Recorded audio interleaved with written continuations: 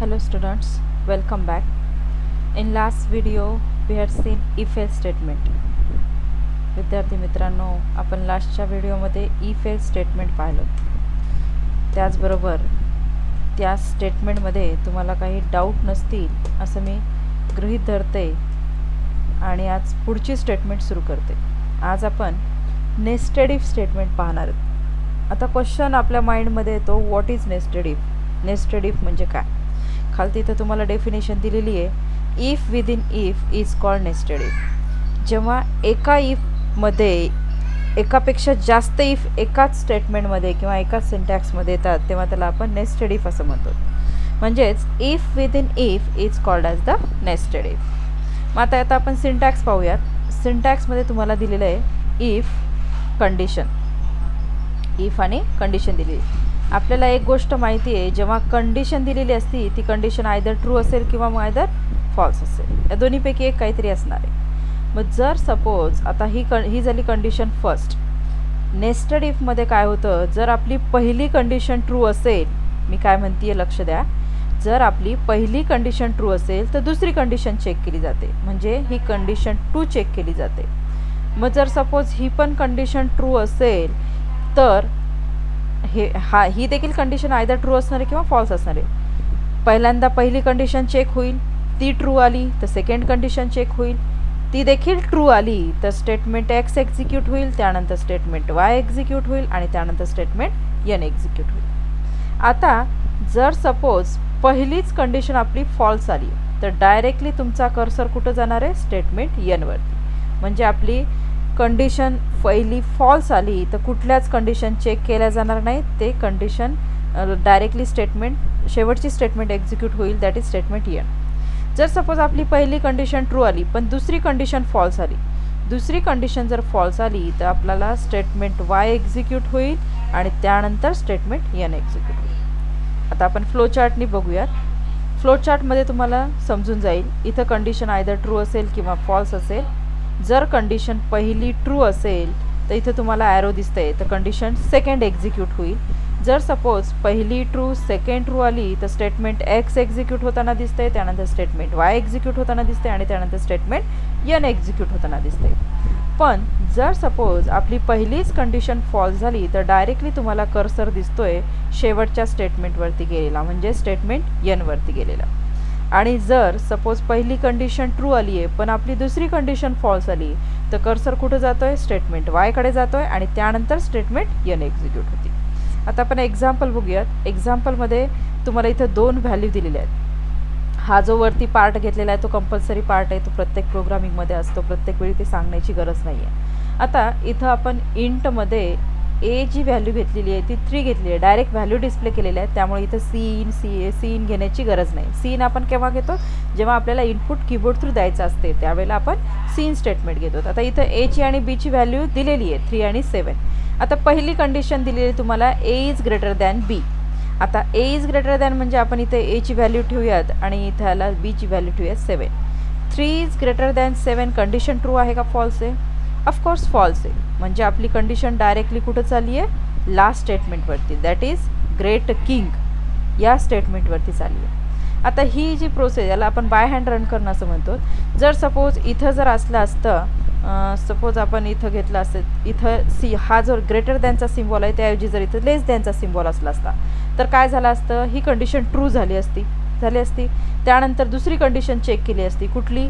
A is greater than 1, म्हणजे 3 is greater than 1 ही पण condition काय आली असती? मग ट्रू आली असती. मग मेसेज काय प्रिंट झाले असते? शिवाजी राजे ग्रेट किंग असा मेसेज तुम्हाला प्रिंट झाला असता. आपण प्रॅक्टिकली करून बघूयात कशा पद्धतीने आपल्याला हा प्रोग्राम रन केल्यानंतर आउटपुट कशा पद्धतीने मिळतं हे आपण प्रॅक्टिकली करून बघूयात. प्रॅक्टिकल करण्यासाठी तुम्हाला माहितीच आहे, आपण टर्बो C++ इन्स्टॉल करतो PC आणि त्यामध्ये आपण C++ची प्रोग्रामिंग ही करत असतो. C++ची प्रोग्रामिंग जेव्हा करतो त्यावेळेला आपल्याला इथे आपली ब्ल्यू स्क्रीन येते आणि ब्ल्यू स्क्रीनवरती बाय डिफॉल्ट जो आपण प्रोग्राम केलेला आहे तो इथं असतो. पण आपण इथं काय करणार आहेत? न्यू स्क्रीन घेणार आहेत. न्यू स्क्रीन घेतल्यामुळे आपल्याला नवीन प्रोग्राम व्यवस्थितरित्या करता येईल. तर पहिल्या कंपल्सरी लाईन्स आहेत हॅश इन्क्लूड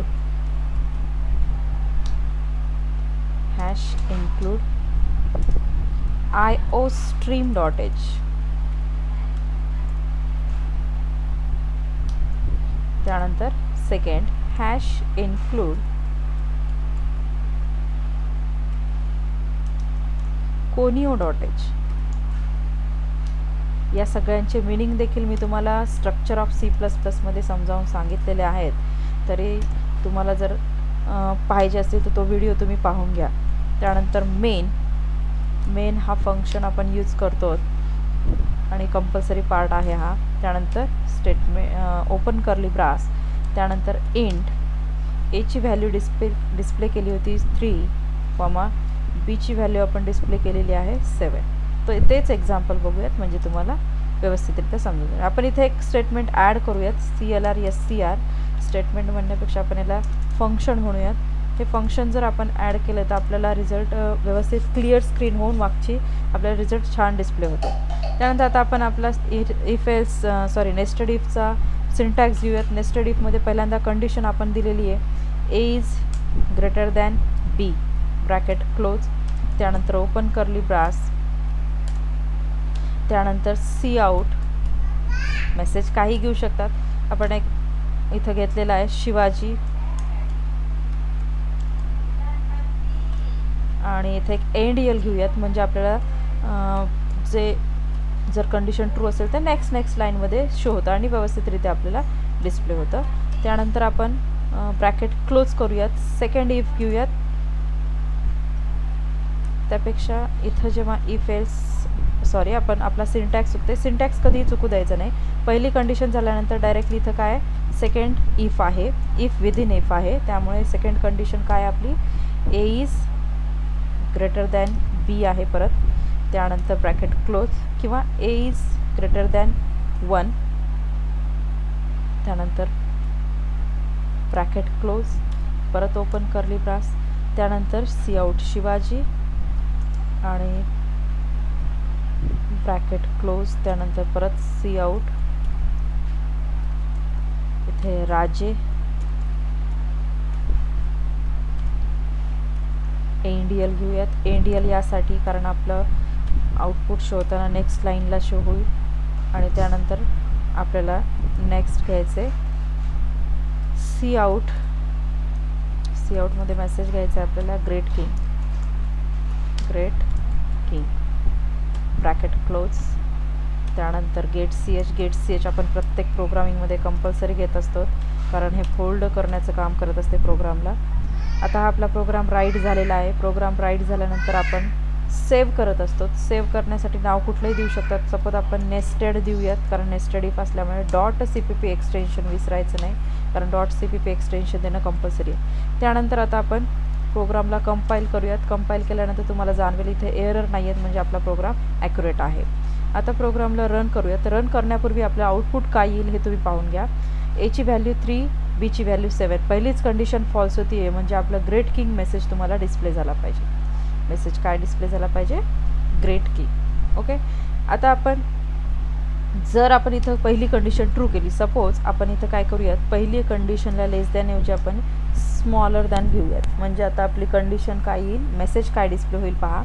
पहिली कंडिशन ट्रू होती आहे. त्यानंतर दुसरी कंडिशन ट्रू होते म्हणजे शिवाजी राजे ग्रेट किंग असा मेसेज आपला डिस्प्ले झाला पाहिजे. आपण केलेले चेंजेस सेव्ह करून घ्यायचे. त्यानंतर परत प्रोग्राम रन करायचा आहे. रन केल्यानंतर आता आपल्याला इथे मेसेज दिसेल शिवाजी राजे ग्रेट किंग. या पद्धतीने आपण नेस्टेड इफचा उपयोग करू शकतात. आपण यासाठी कुठलंही तुम्हाला दुसरं लॉजिक लावण्याची गरज नाही आहे. फक्त जो सिंटॅक्स दिलेला आहे तो सिंटॅक्स लक्षात ठेवायचा आहे आणि त्या सिंटॅक्सच्या पद्धतीने आपल्याला प्रोग्राम सॉल्व करायचा आहे. जसं मॅथमध्ये आपण फॉर्म्युलाच्या साहाय्याने कॅल्क्युलेशन्स करतो अगदी त्याचप्रमाणे हा सिंटॅक्स लक्षात ठेवा आणि प्रोग्रामिंगमध्ये जेव्हा तुम्हाला एखादा प्रोग्राम येईल जिथं तुम्हाला नेस्टेड इफचा वापर होईल तिथं तुम्ही याचा उपयोग करू शकतात. Thank you so much. विद्यार्थी मित्रांनो तुम्हाला काही डाऊट असतील तर मला ॲज युजल तुम्ही कमेंट बॉक्समध्ये मेन्शन करा. नसतील तर तुम्ही वेगवेगळे एक्झाम्पल्स घेऊन प्रॅक्टिस करा आणि हा पॉईंट व्यवस्थितरित्या समजून घ्या. Thank you so much. लाईक्स आणि सबस्क्राईब करायला मात्र विसरू नका. थँक्यू.